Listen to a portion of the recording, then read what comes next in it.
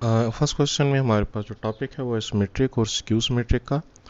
और हमें क्वेश्चन ये गिवन है कि 1 माइनस 2 3 4 को हमने इसकी मदद से पहले a minus A transpose find करना है और फिर इसको स्क्यू सिमेट्रिक प्रूफ करना है। तो सबसे पहले तो हम a ट्रांसपोज फाइंड कर लेते हैं, जो कि a माइनस ए ट्रांसपोज की रिक्वायरमेंट है। ट्रांसपोज कैसे मालूम करते हैं? फर्स्ट रो को फर्स्ट कॉलम बना देते हैं। इसी तरीके से सेकेंड रो को अगर मैं सेकेंड कॉलम बना दूं तो ये मेरे पास ट्रांसपोज आ गया। ये जो ऊपर छोटा सा टी लिखा हुआ है इसका मतलब है ट्रांसपोज। अब अगले स्टेप में क्या करना है? अब मुझे a माइनस ए ट्रांसपोज मालूम करना है। तो मैं पहले a लिखता हूँ, 1 माइनस 2 3 और 4, और इसमें से a ट्रांसपोज की वैल्यू जो भी हमने फाइंड की है 1 3 माइनस 2 एंड 4, इसको माइनस कर देता हूँ। अब मैंने ख्याल ये रखना है कि यहाँ पे चूंकि बाहर माइनस का साइन है तो अंदर सबके साइन चेंज हो जाएंगे, तो और कॉरिस्पॉन्डिंग एलिमेंट्स को आपस में सब्ट्रैक्ट करना है। तो 1 माइनस 1 माइनस 2 माइनस 3 3, यहाँ पे इस 2 के साथ माइनस का साइन है तो ये प्लस हो जाएगा, प्लस 2 4 माइनस 4। इसको सॉल्व करके हमारे पास a माइनस ए ट्रांसपोज की वैल्यू आती है 1 minus 1 0, 2 minus 2 minus 3 minus 5, 3 plus 2 5 और 4 माइनस 4 0। अब मुझे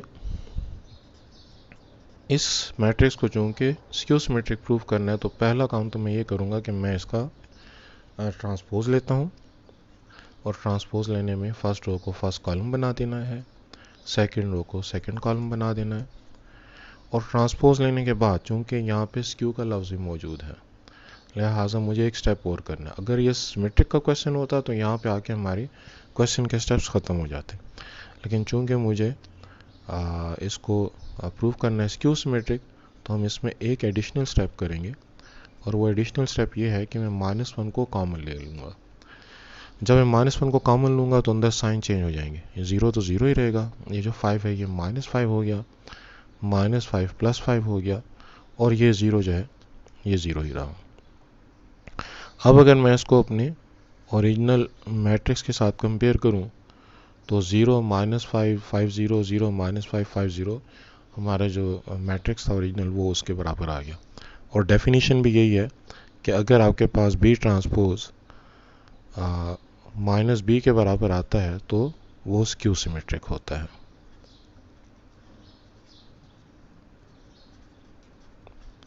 और अगर बी ट्रांसपोज बी के बराबर आता है तो सिमेट्रिक के बराबर होता है, यानी कि उसमें फिर आपको -1 कॉमन लेने की ज़रूरत नहीं है।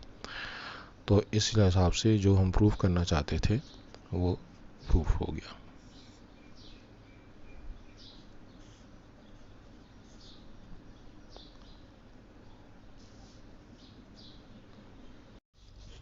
अच्छा, क्लास 9th कल जो मैंने आपको सवालात दिए थे 1-2 दिन पहले, उसमें दूसरा सवाल है a की वैल्यू है -1320, c की वैल्यू है -263 -9, और जो हमको प्रूफ करना है वो ये है कि ए सी का जो ट्रांसपोज है वो C transpose into A transpose के बराबर है। तो लेफ्ट हैंड साइड की खातिर सबसे पहले आपको ए सी मालूम करना होगा। ए सी के लिए मैं इन दोनों मैट्रिसेस -1 3 2 0 और -2 6 3 -9 इनको आपस में मल्टीप्लाई करता हूँ। इनके मल्टीप्लाई करने से बनेगा -1 इंटू -2 +2। देखें हम फर्स्ट रो को यहाँ पे फर्स्ट कॉलम के साथ मल्टीप्लाई कर रहे हैं, और फिर 3 इंटू 3 9। अब फर्स्ट रो को हमने सेकंड कॉलम के साथ मल्टीप्लाई करना है, तो -1 इंटू 6 -6, और 3 इंटू -9 -27। अब ये वाली वैल्यू हमने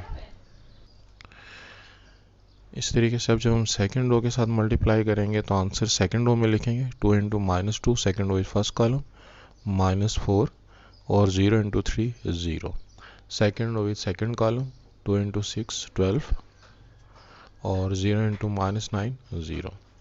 इससे हमारे पास AC का आंसर आ गया 2 + 9 11, -6 और -27 -33, -4 और +0 -4 और यहाँ से 12।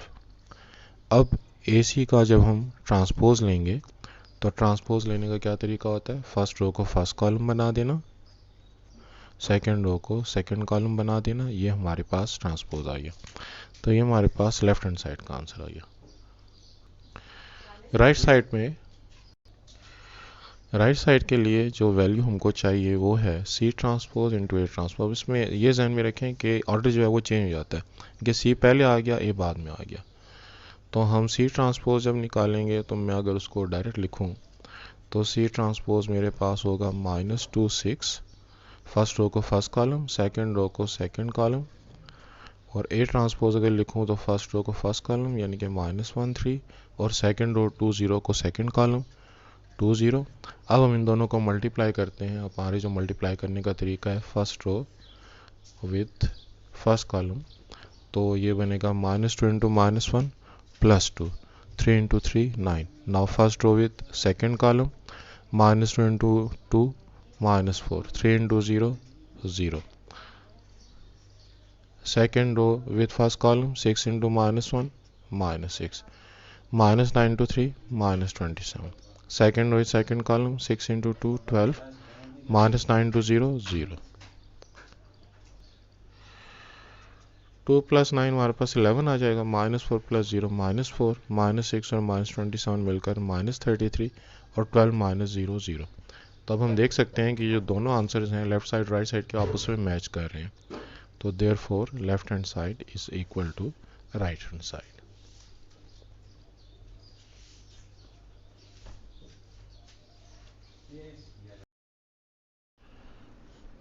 जो क्वेश्चन नंबर 3 असाइनमेंट में था जिसमें हमें A B inverse equal to B inverse into A inverse proof करना है, उसके लिए जो हमारे पास लेफ्ट हैंड साइड की वैल्यू है ए बी इनवर्स, इसमें हम सबसे पहले ए और बी का प्रोडक्ट मालूम करेंगे।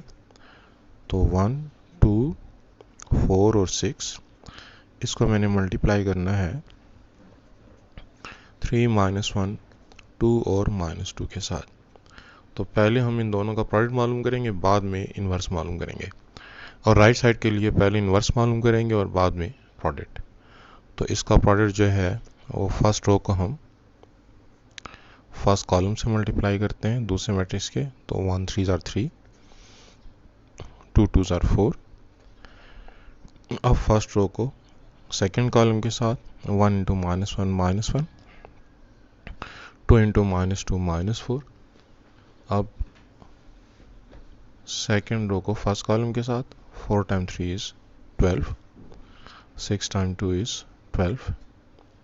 Second row with second column 4 into -1 -4 और 6 इंटू -2 -12। इससे हमारे पास बनेगा 4 + 3 7, -1 और -4 -5, 12 + 12 24, -4 and -12 -16। अब ये जो हमारे पास मैट्रिक्स आया है इसका हमने इन्वर्स मालूम करना है। इन्वर्स मालूम करने के लिए सबसे पहले उसका डिटर्मिनेंट निकाला जाता है। तो अगर मैं यहाँ पे वो एरो स्कीम बना दूँ जो कि आपको बताया था, तो पहले एरो के एलिमेंट्स आपस में मल्टीप्लाई 7 इंटू -16 और दूसरे एरो के एलिमेंट्स आपस में मल्टीप्लाई और बीच में माइनस का साइन है, सो -5 इंटू 24। इस वैल्यू को मैं कैलकुलेटर से अगर सॉल्व कर लूँ तो ये बनता है 7 मल्टीप्लाइड बाय 16। जब कैलकुलेटर पे भी इसको लिखते हुए एहतियात करनी है कि हम ब्रैकेट्स का इस्तेमाल सीखें। मैंने ब्रैकेट लगाई, उसके बाद जो है वो मैं 7 लिखता हूँ और फिर ब्रैकेट लगा के -16 लिखता हूँ, फिर माइनस का साइन और फिर दोबारा ब्रैकेट का इस्तेमाल -5 और 24। तो इससे मेरा जो आंसर आता है वो आता है 8। अब ए बी का डिटरमिनेंट निकालने के बाद जो अगली वैल्यू मुझे मालूम करनी है वो ए बी का एडजॉइंट है। एडजॉइंट में क्या करते हैं, ये जो पहला एरो है इसके एलिमेंट्स की पोजीशन आपस में चेंज कर देते हैं। -16 7 की जगह, 7 -16 की जगह। और जो दूसरा एरो है जिसके एंड पे 24 और -5 है, इनका हम साइन चेंज कर देंगे। तो -5 जो है वो +5 बन जाएगा और 24 जो है ये -24 बन जाएगा। अब आखिर में इन्वर्स मालूम करने की खातिर हमें ए बी के डिटर्मिनेंट को 1/AB डिटर्मिनेंट को एडजॉइंट ऑफ ए बी के साथ मल्टीप्लाई करना है, जिससे हमारा आंसर बनेगा 1/8 -16 5 -24 और 7। इसको हम यहाँ पे इसी हालत में छोड़ देते हैं। अब हम राइट हैंड साइड को सॉल्व करने की कोशिश करते हैं। राइट हैंड साइड में है B inverse into A inverse. तो मैं डायरेक्ट ही अगर इसको फाइंड करने की कोशिश करूं तो बी इनवर्स जो है वो 1/B determinant into adjoint of B के बराबर, और A inverse 1/A determinant into adjoint of A के बराबर। बी डिटर्मिनेंट निकालने के लिए हमारे पास जो बी की वैल्यू है वो है 3 -1 2 इंटू -2। तो जिस तरीके से आपको यहाँ पे डिटर्मिनेंट फाइंड करना सिखाया, अगर हम डायरेक्ट इसको मालूम करें तो 3 इंटू -2 -6, 2 इंटू -1 -2, जिसका हम साइन चेंज करके लिख देंगे +2, और यहाँ पे एडजॉइंट ऑफ बी की सूरत में इन दोनों की पोजीशन चेंज, तो -2 3 की जगह, 3 -2 की जगह, जिससे बनेगा -2 3, और इन दोनों के साइन चेंज, -1 +1 बन जाएगा, 2 -2 बन जाएगा। इसी तरीके से ए डिटरमिनेंट के लिए हमारे पास 1 को 6 के साथ मल्टीप्लाई करेंगे, 1 6 आर 6, 4 को 2 से मल्टीप्लाई करेंगे, 4 2 आर 8, और हम उसका साइन चेंज कर देंगे।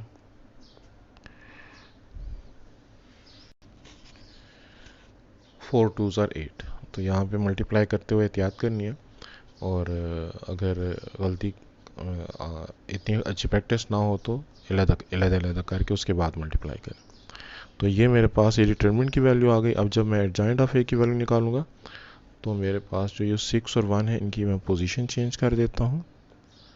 6 1 की जगह, 1 6 की जगह, और 4 और 2 इनके मैं साइन चेंज कर देता हूँ, -2 और -4।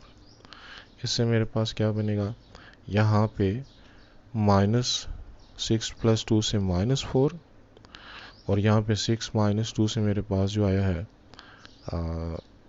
-2, इसको इसके साथ मल्टीप्लाई कर देंगे, और बाकी जो मेरे पास दो मैट्रिसेस बच रहे हैं, -2 1 -2 3, 6 -2 -4 और 1, इनको हम आपस में मल्टीप्लाई कर देंगे। अब इनकी मल्टीप्लाई करने के लिए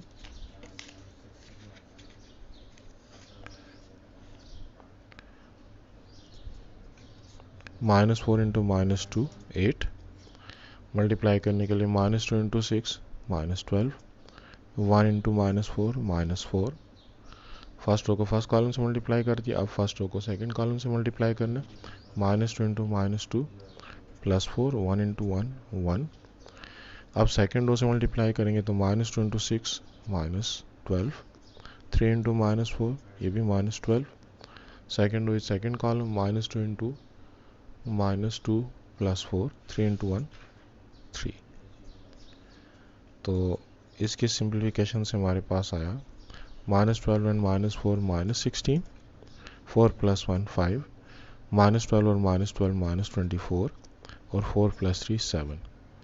तो हम देख सकते हैं कि यहाँ पे जो हमारे पास पहले आंसर आया था ए बी होल इनवर्स का, और ये जो हमारे पास इनवर्स आंसर आया है B inverse into A inverse का, तो ये दोनों मैच कर रहे हैं।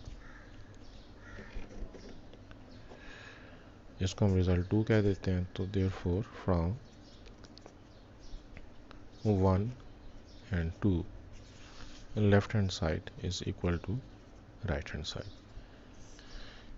तो इसमें बस इस बात का ख्याल रखें कि जो हमारे पास मल्टीप्लाई करने वाले स्टेप है, ये जो बाहर लिखे हुआ नंबर है उसको अंदर मल्टीप्लाई ना करें जब तक कि रिक्वायर्ड ना हो। रिक्वायर्ड इस तरह से होता है कि कुछ सवालों में हमें जब क्रैमर्स रूल वगैरह लगाते हैं या मैट्रिक्स इन्वर्जन मेथड लगाते हैं तो बाहर लिखी हुई वैल्यू को अंदर मल्टीप्लाई करना पड़ता है आखिर में, वो भी तो लास्ट स्टेप के तौर पर। वरना जब इस तरह का सवाल हो तो बाहर लिखी हुई वैल्यू को एज इट इज़ और अंदर जो हमने दो मैट्रिक्स को मल्टीप्लाई करके सिंप्लीफिकेशन की, उसी की मदद से हम दोनों रिजल्ट्स लेफ़्ट साइड और राइट साइड को इक्वल प्रूफ कर सकते हैं।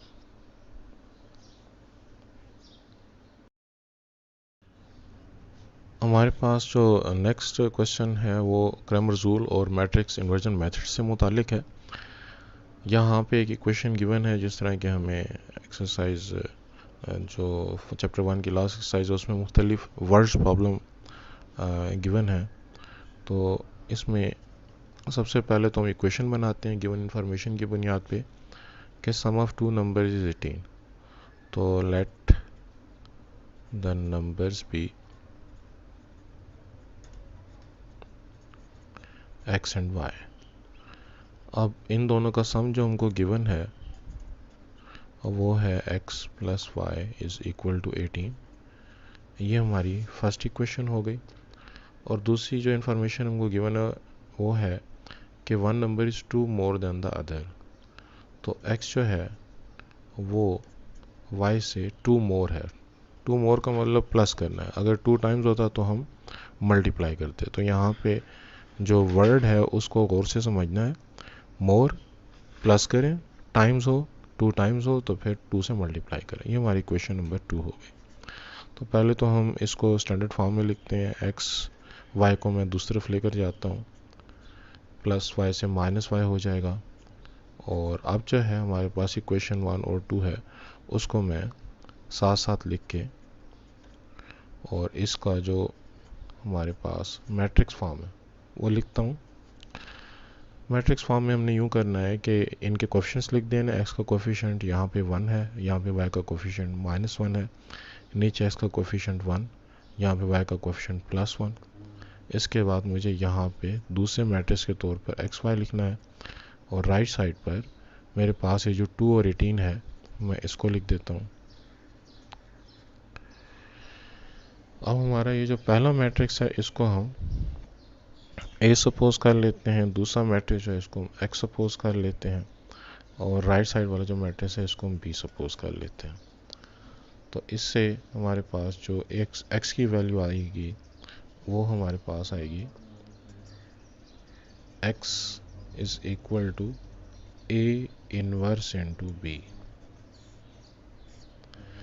ए जो इक्वेशन के लेफ्ट साइड पर था जब वो राइट साइड पे जाएगा तो ए इनवर्स हो जाएगा। अब ए इनवर्स मालूम करने का मेथड जो है वो हम लोगों ने सीखा हुआ है। तो मैं यहाँ पे x को लिखता हूँ 1/a determinant into adjoint of a, जो कि इनवर्स की वैल्यू, और इसको हमने b से मल्टीप्लाई करना है। तो अगर हम चाहें तो पहले ए डिटर्मिनेंट मालूम करें, एडजॉइंट ऑफ a मालूम करें और उन वैल्यूज़ को यहाँ पे पुट करें, या अगर हम डायरेक्ट यहाँ पे पुट करना चाहें, अगर हमें ए डिटर्मिनेंट और एडजॉइंट ऑफ ए निकालना आता है तो हम यहाँ पे डायरेक्ट भी उसकी पुटिंग कर सकते हैं। जैसे कि ए डिटर्मिनेंट की वैल्यू बनेगी 1 इंटू 1 1, -1 इंटू 1 -1, जिसका हम साइन चेंज करके लिख देंगे +1। और यहाँ पे एडजॉइंट ऑफ ए की सूरत में इन दोनों का, इस 1 और इस 1 की पोजीशन चेंज, और इस 1 और इस -1 का साइन चेंज। और जब मैं इसको b से मल्टीप्लाई करता हूँ तो वो मेरे पास है 2 और 18। तो यहाँ से जो कैपिटल एक्स है उसकी वैल्यू है स्मॉल एक्स वाई 1/2। इन दोनों मैट्रिक्स को हम आपस में मल्टीप्लाई करते हैं। 1 इंटू 2 2 और 1 इंटू 18 18। ये हमने फर्स्ट रो को फर्स्ट कॉलम से मल्टीप्लाई कर दिया। अब सेकेंड रो को मल्टीप्लाई करते हैं तो आंसर सेकेंड रो में लिखेंगे -1 इंटू 2 -2 +1 इंटू 18 18। ये बना 1/2 इंटू 2 + 18 से 20 आएगा, -2 + 18 से 16 आएगा, तो इससे बनेगा एक्स वाई 1/2 20 से मल्टीप्लाई हुआ तो 10 और 1/2 16 से मल्टीप्लाई हुआ तो 8। देयरफॉर x की वैल्यू हमारे पास 10 आ गई और y की वैल्यू हमारे पास 8 आ गई। अब इसी सवाल को ये हमने किससे किया, इसको मैट्रिक्स इन्वर्जन मेथड से।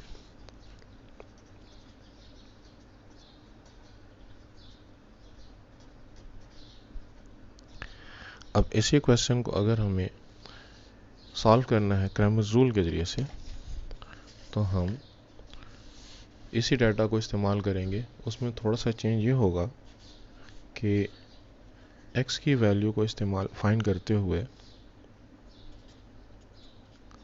यहाँ पे जो मेरे पास फर्स्ट कॉलम है इसको मैं 2 और 18 से रिप्लेस कर दूंगा। जो सेकंड कॉलम है अब हम क्या इस्तेमाल कर रहे हैं, bye Cramer's rule.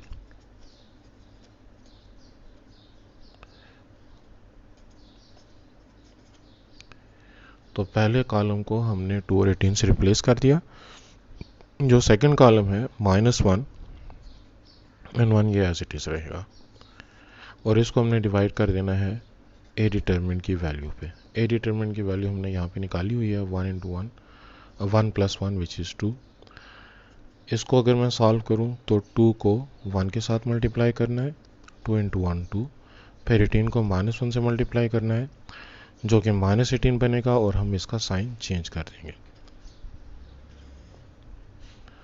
Divided by A determinant की वैल्यू है हमारे पास 2, तो 2 + 18 20 20/2 विच इज़ इक्वल टू 10। इसी तरीके से जब y की वैल्यू निकालेंगे तो ये जो हमारे पास सेकंड कॉलम है इसको हम यहाँ पे लिखी वैल्यू 218 के साथ रिप्लेस कर देंगे, और फर्स्ट कॉलम जो है वो एज इट इज़ रहेगा, यानी कि 1 1 एज इट इज़, और ये सेकंड कॉलम 2 और 18 बन गया। इस वैल्यू को भी हम ए डिटरमिनेंट पर डिवाइड कर देंगे। तो इसको मैं अगर सिंप्लीफाई करूँ 1 × 18 18, 1 × 2 2, साइन चेंज करके लिखेंगे।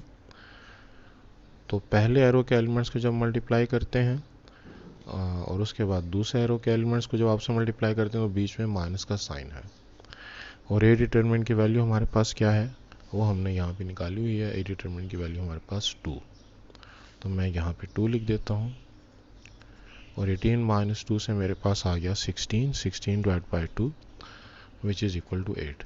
तो इस सूरत में भी मेरे पास x की वैल्यू 10 और y की वैल्यू 8 आई है, जो कि पहले ही हमने मैट्रिक्स इन्वर्जन से निकाली हुई है। तो ये हमारा जो फर्स्ट मेथड था ये मैट्रिक्स इन्वर्जन मेथड हो गया, और जो दूसरा मेथड है ये हमारे पास क्रैमर्स रूल का मेथड हो गया।